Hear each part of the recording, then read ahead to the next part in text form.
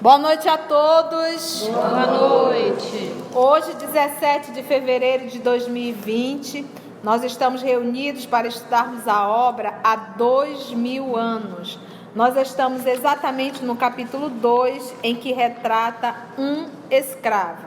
Então, nós vimos a semana passada a preparação do senador Públio, de toda a sua família, a sua ida para a Judéia. Então, eles estão saindo de Roma, com o propósito realmente, o senador, de repousar um pouco, por conta daquele sonho que ele teve, conversou com Flamínio, a própria filha muito doente.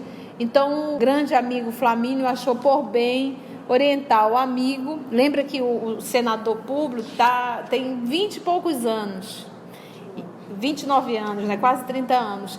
E o seu senhor Flamínio, ele tem 40 e poucos anos. Então, ele tem assim uma devoção, um carinho como um pai, né? Um pai. E ele deu essa orientação. E o senador achou por bem seguir. Então, ele está fazendo realmente a mudança dele de Roma para a Judéia, levando o casal de filhos, a menina doente, né? A menina que tem hanseníase, a Flávia, o menino Marcos, com aproximadamente 9 meses já, a esposa e ele, o senador. E vamos ver como é que vai ser essa viagem e esses momentos finais dessa saída deles de Roma para ir para a Judéia, né? Então você imagina uma mudança. Hoje a gente faz uma mudança, é um caminhão cheio de troços, né? Imagina um senador fazendo esse movimento, a quantidade de guardas da guarda romana. Então era feita realmente a base dos escravos. Então, para movimentar as liteiras era necessário um número de escravos muito grande, tá? Então vamos ver esse transporte aí, essa viagem dessa família. Vamos fazer a nossa oração? Vamos envolver o Alan. Queremos te agradecer, Senhor Jesus, pela grandiosa oportunidade de nos encontrarmos em torno do Teu Evangelho e podermos traduzir em luz tudo aquilo que vamos receber na noite de hoje. Te pedimos, Senhor, que nos seja dilatado o poder de entendimento, de percepção de cada uma das lições que aqui vamos receber. Que Tu estejas sempre conosco, que assim seja. Muito bem. Vamos lá então? Vamos fazer uma rápida sabatina. Qual o nome do senador? Públio Lélio. Sua esposa? Lívia. Quantos filhos? 2. Nome dos filhos? Marcos e Flávia. Marcos e Flavinha. Qual o nome do casal, amigo querido deles? Do esposo? Flamínio Severo. Flamínio Severo e Calpurnia. Tem filhos? Tem. Quantos? 2. Vamos ver os nomes. Plínio e Agripa. Muito bem, conhecemos todo esse material. Tivemos o Salvio, que já foi tocado no nome, mas ainda não tivemos um contato com o personagem, que é o tio do senador Públio, que mora na Judéia e que cederá temporariamente a casa, enquanto eles se organizam, tá? Foi citado também o nome de Cláudia, que seria a esposa de Pilatos. Então, nós estamos em que momento? Nós estávamos na reunião, na casa do senador Públio, onde estava o casal, os 2 filhos, e estavam ali conversando carinhosamente, já organizando a ida para a Judéia. Vamos ver, eles ainda estão em Roma. Decorrida aquelas 72 horas de azáfamas, pressas, atividade, preparação e preparativos, vamos encontrar nossas personagens numa galera confortável e elegante nas águas de Órtia, onde ainda não existiam as construções do porto, ali edificadas mais tarde por Cláudio, o imperador Cláudio. Então, Órtia era uma cidade portuária. E o Cláudio, o imperador, ele foi imperador de 41 a 54. Então, nesse período de 41 a 54, em algum desse período, foi construído Porto de o Porto de Órtia, tá bom? O porto foi construído nesse período, tá? Foi com o imperador Cláudio. E eles já estão nessa embarcação, que chamava-se Galera. Plínio e Agripa, quem são? Filhos de Calpúnio e Calpurnia. Ajudavam a acomodar a pequena enferma no interior, que era a Flavinha, instigados pelos pais. É o pai ensinando os filhos a serem educados, a serem gentlemen. Então, meus filhos, empurrado mesmo, ajudem a Flavinha a se acomodar, porque você ensina em casa. Que os preparavam desde cedo para as delicadezas da vida social, enquanto Calpurnia, quem é Calpurnia? Mulher do Flamínio, mãe dos 2 meninos. E Lívia, esposa do senador, instruíam uma serva a respeito da instalação do pequenino Marcos, filho então do casal. Públio e Flamínio trocavam impressões à distância, ouvindo-se a recomendação do segundo, que elucidava o amigo confidencialmente. Sabes que os súditos conquistados pelo império muitas vezes nos olham com inveja e despeito, tornando-se preciso nunca desmerecermos da nossa posição de patrícios. Algumas regiões da Palestina, segundo os meus próprios conhecimentos, estão infestadas de malfeitores e é necessário estejas precavido contra eles, principalmente na tua marcha em demanda de Jerusalém. Leva contigo, tão logo aportes com a família, o maior número de escravos para a tua garantia e dos teus. E, na hipótese de ataques, não hesites em castigar com severidade e aspereza.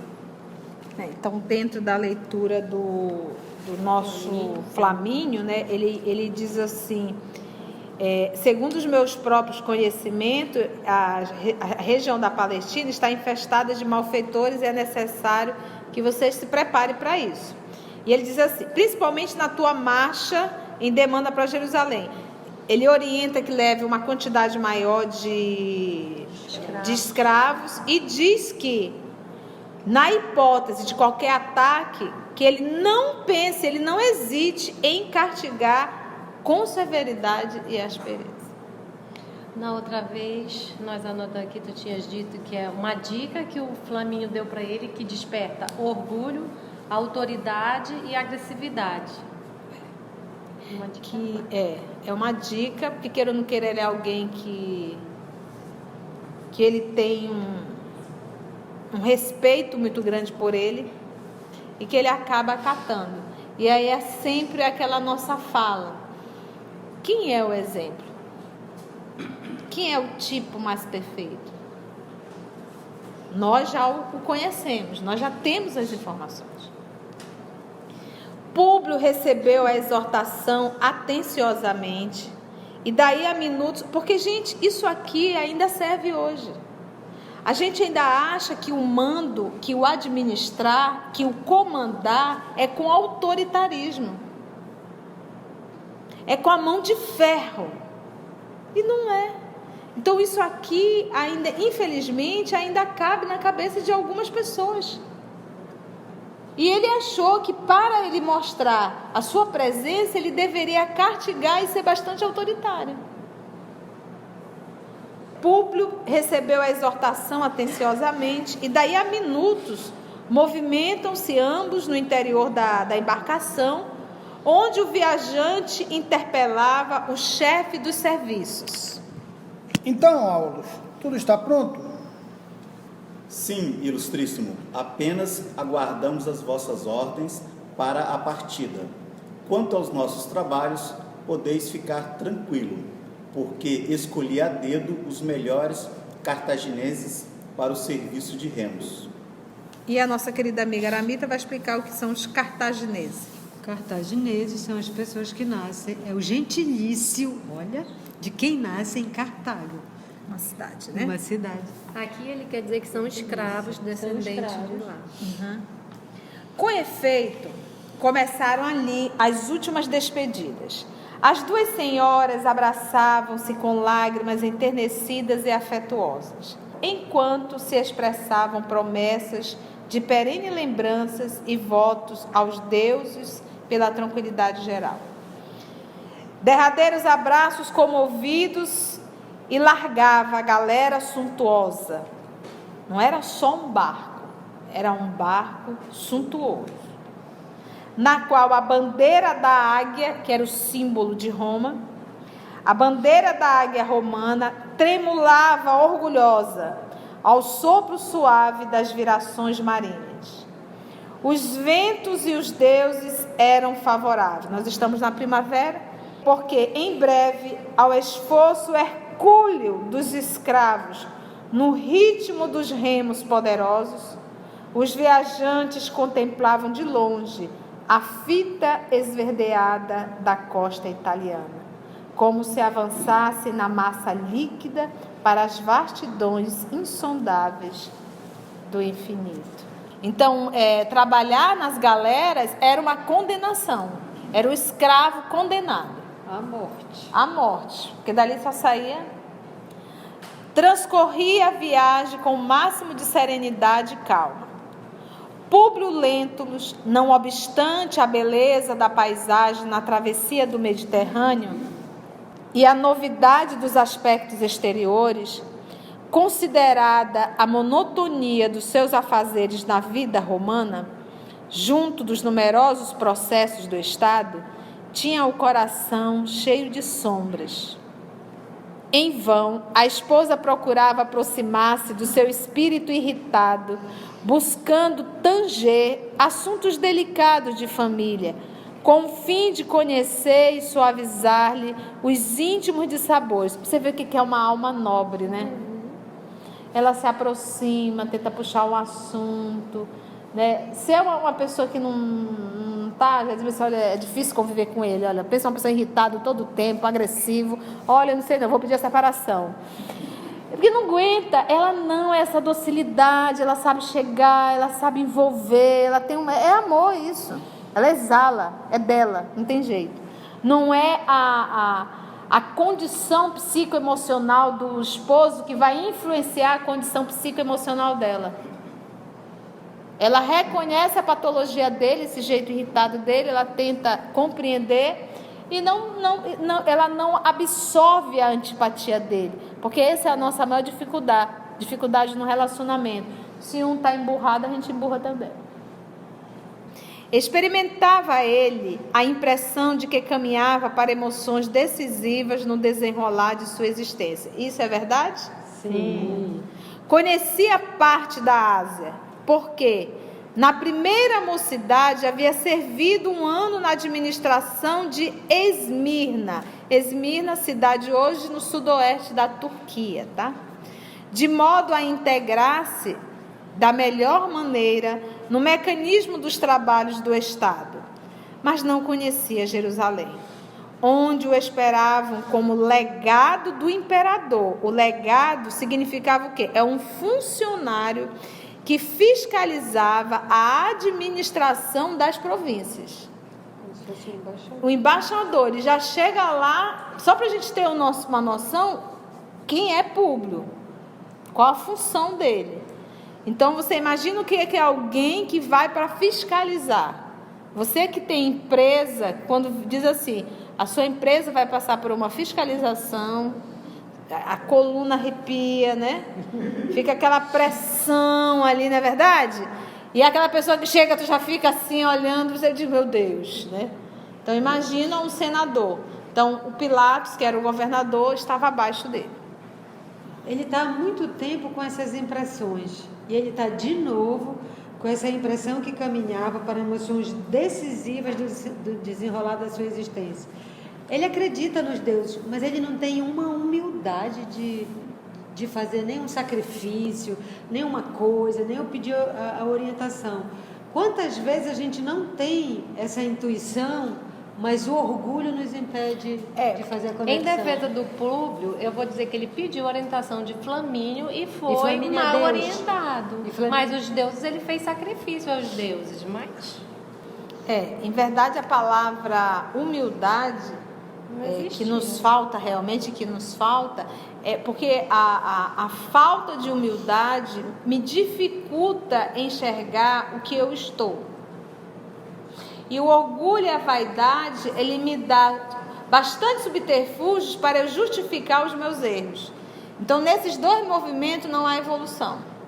Eu justifico os meus erros e ainda não faço uma autoavaliação dando a mão à palmatória. Então, Públio não faz nenhum desses dois movimentos, e nem nós. Onde o esperavam como legado do imperador para a solução de vários problemas administrativos de que foram incumbidos junto ao governo da Palestina. Como encontraria o tio Sálvio? Mais moço que seu pai? Há muitos anos não o via pessoalmente. Entretanto, era pouco mais velho do que ele próprio. Então, tinha seus 30 e poucos anos. E aquela Fúvia? Leviana e caprichosa. Então, mais um personagem aí, tá? Fúvia. Leviana e caprichosa. Que lhe desposara o tio no torvelinho dos seus numerosos escândalos sociais, tornando-se quase indesejável no seio da família. Gente, como é que ele vai passar uma temporada dentro dessa casa? Poderoso do jeito que é. Recordava mais íntimos pormenores do passado, abstendo-se, todavia, de comunicar à mulher as mais penosas expectativas. Ele não falava. Outro erro. Outro erro.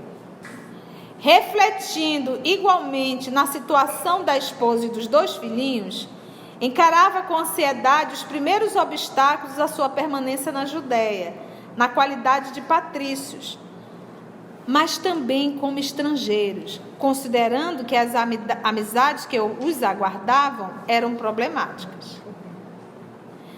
Entre as suas hostilidades e as preces da esposa, olha a diferença de comportamento. Enquanto um dá patada, o outro fica orando.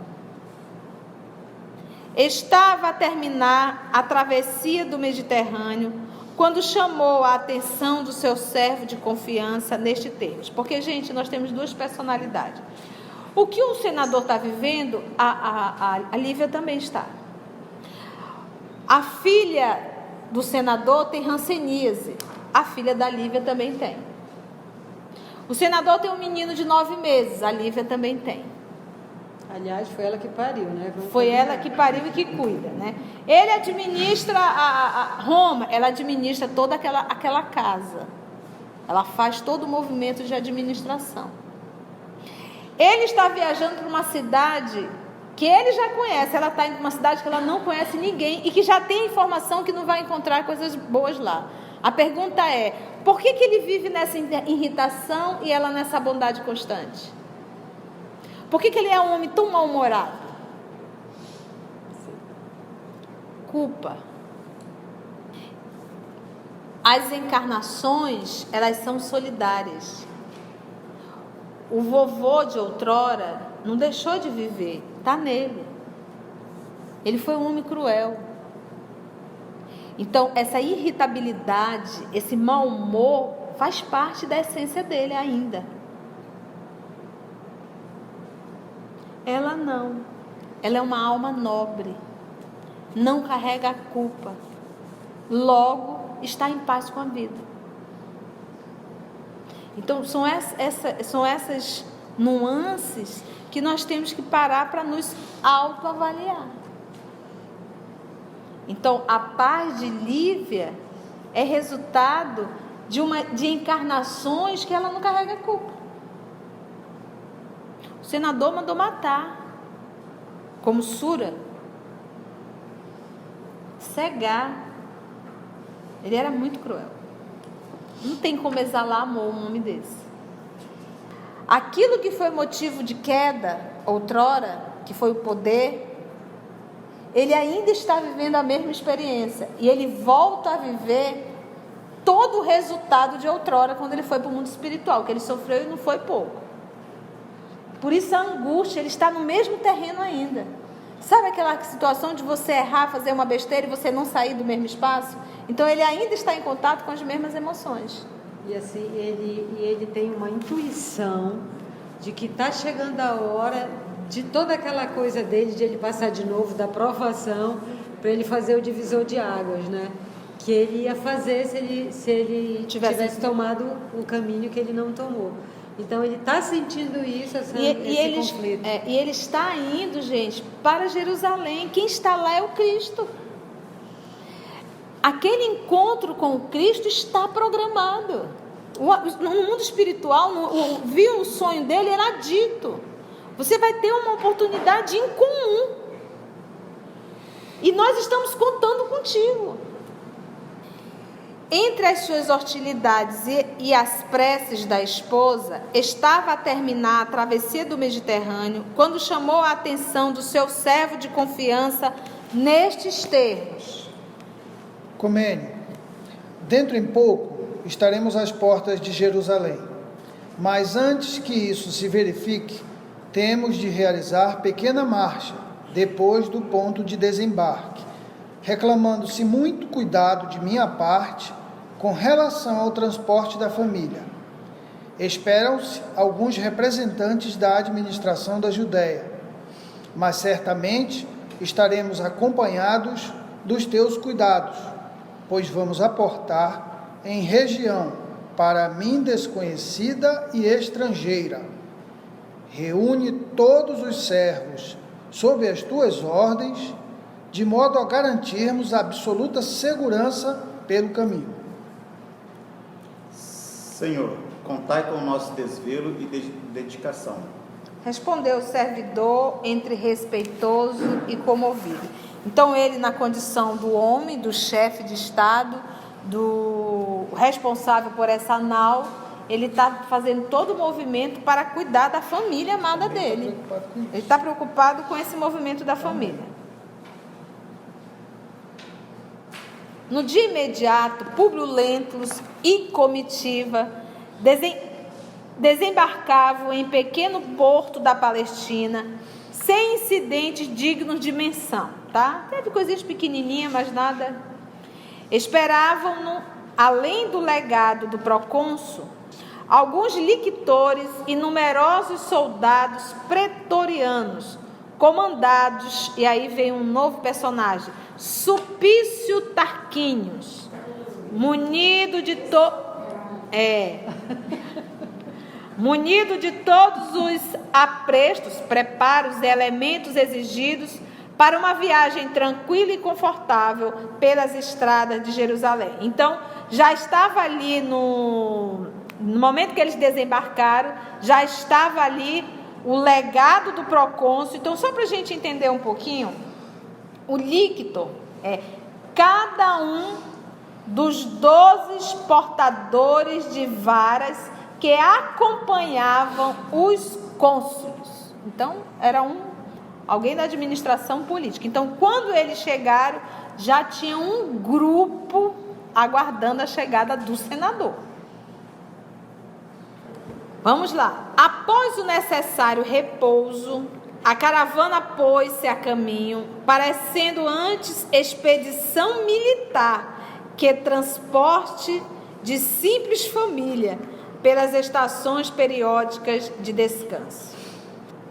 Olha só, então as armaduras dos cavalos, os capacetes romanos reluzindo ao sol, os trajes extravagantes, palaquins enfeitados. Palaquins era uma espécie de liteira transportada a ombros.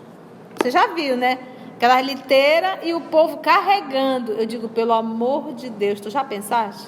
Eu só penso nos escravos. Não é fácil, hein, gente? Olha, e a gente reclamando de pegar ônibus. Animais de tração e os carros pesados da bagagem davam ideia de expedição triunfal, embora atarefada e silenciosa. E a caravana a bom termo quando, nas proximidades de Jerusalém, ocorre um imprevisto. Um corpo sibilante cortou o ar fino e claro, alojando-se no palaquim do senador, justamente no carro do senador. Ouvindo-se ao mesmo tempo um grito estridente e lamentoso. Ai!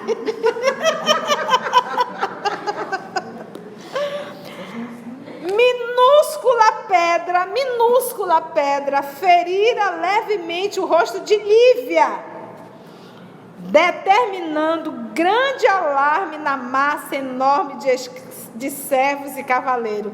Meu Deus do céu, atingir a mulher do homem. Mas o que eu acho legal, que ele mesmo ditando aqui, ele diz minúscula pedra e ferindo levemente, que é para dizer assim, eu fui exagerado mesmo. Eu fui exagerado. Era uma pedra miudinha e que bateu no rosto de Lívia, que qualquer uma de nós ia gritar. Ia tomar um susto. Ai, que foi isso? A gente grita até com uma barata, né? Qualquer trenzinho desse que vai ficar se rastejando, a gente grita. Isso faz um contraponto com a atitude que ele vai tomar. Exatamente. Minúscula pedra ferira levemente o rosto de Lívia, determinando grande alarme na massa enorme de servos e cavaleiros. Entre os carros e os animais que pararam assustados, numerosos escravos rodeiam os senhores, buscando com precipitação inteirar-se do fato. Sulpício Tarquínios, num golpe de vista, dá largas ao galope da montada, buscando prender um jovem que se afastava, receoso, das margens do caminho. E, culpado ou não, foi um rapaz dos seus 18 anos apresentado aos viajantes para a punição necessária. Mudou? Mudou, não mudou. Então nós não sabemos nem se esse menino realmente foi ele que jogou essa pedrinha. Mas estava lá no lugar errado. Estava se afastando suspeitosamente. Saiu correndo. Públio Lentulus recordou a recomendação de quem? Flamínio. E Flamínio pediu para ele ser doce, compassivo, amável? Não, sem piedade. Sem piedade. Momentos antes da partida. E, sem abrandar os seus melhores sentimentos de tolerância e generosidade. Ou seja, ele tinha. Ele tinha, exatamente. Resolveu prestigiar a sua posição e autoridade aos olhos de quantos houvesse de lhe seguir a permanência naquele país estrangeiro. Ordenou providências imediatas aos lictores que o acompanhavam. E ali mesmo, ante as claridades mordentes do sol, a pino e sob o olhar espantado de algumas dezenas de escravos e centuriões numerosos, determinou que vergastassem sem comiseração o rapaz pela sua leviandade. A cena era desagradável e dolorosa. Chicote desceu. Todos os servos acompanhavam, compungidos, o estalar do chicote no dorso seminu daquele homem ainda moço, que gemia em soluços dolorosos sobre o chicote despótico e cruel. Ninguém ousou contrariar as ordens impiedosas, até que Lívia, não conseguindo contemplar por mais tempo a rudeza do espetáculo, pediu ao esposo em voz súplice: Basta, Públio, porque os direitos da nossa condição não traduzem deveres de impiedade.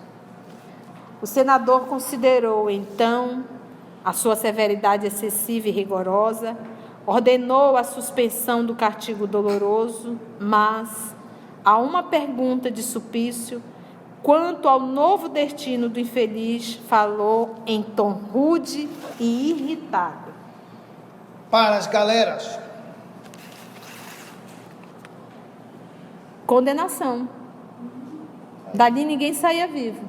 O menino tem 18 anos. Os presentes estremeceram, porque as galeras significavam a morte ou a escravidão para sempre.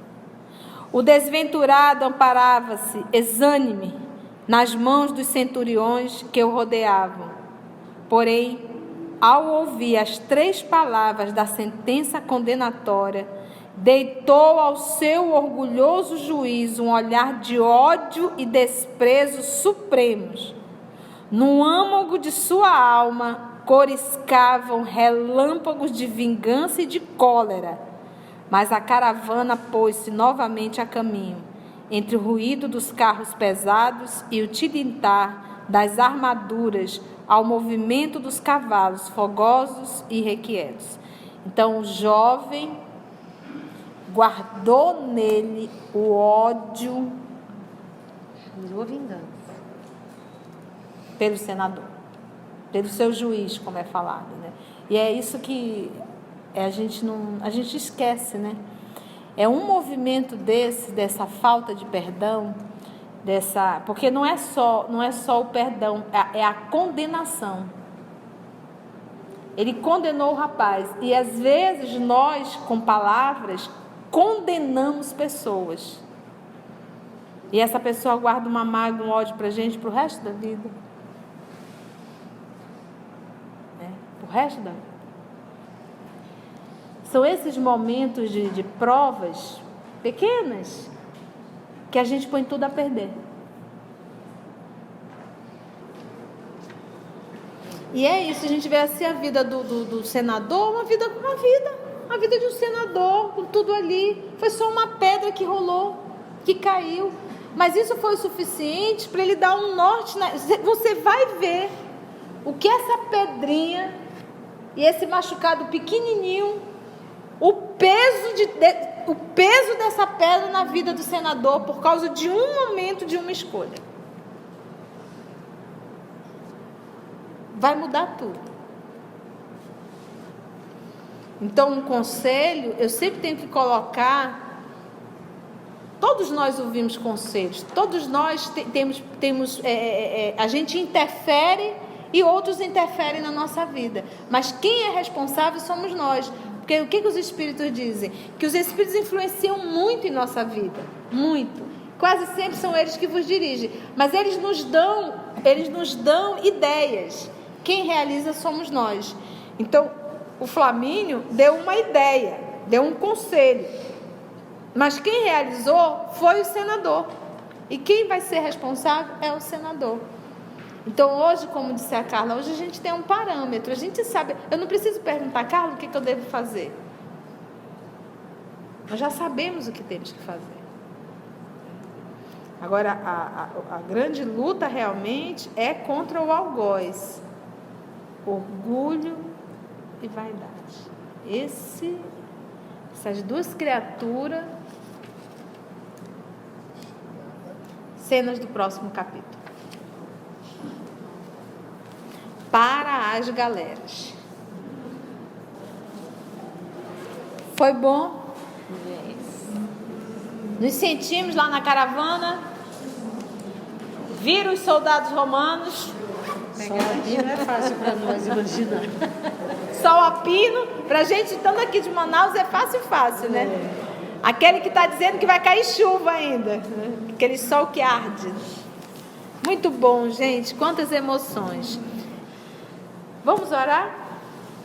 Agradecer a Jesus por mais essa oportunidade.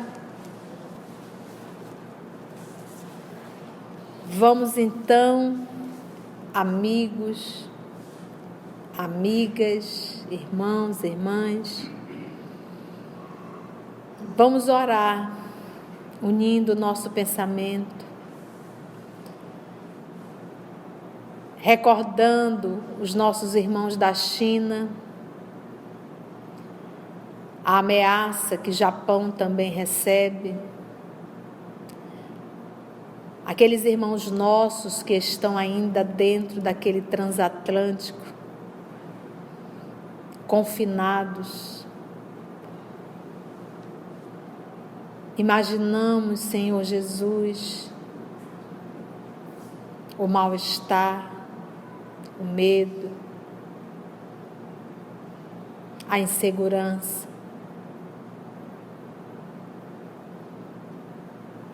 Mas temos, Senhor da vida, a consciência de que Deus nos ama infinitamente e que todo movimento, por mais que seja carregado de dor, tem um propósito moral muito grande. A nossa oração, Divino Amigo, é para que eles possam ter o amparo espiritual, a confiança em Ti, e para que eles possam passar por essa provação, por essa expiação, recebendo um bálsamo que emana do Teu amor, Senhor.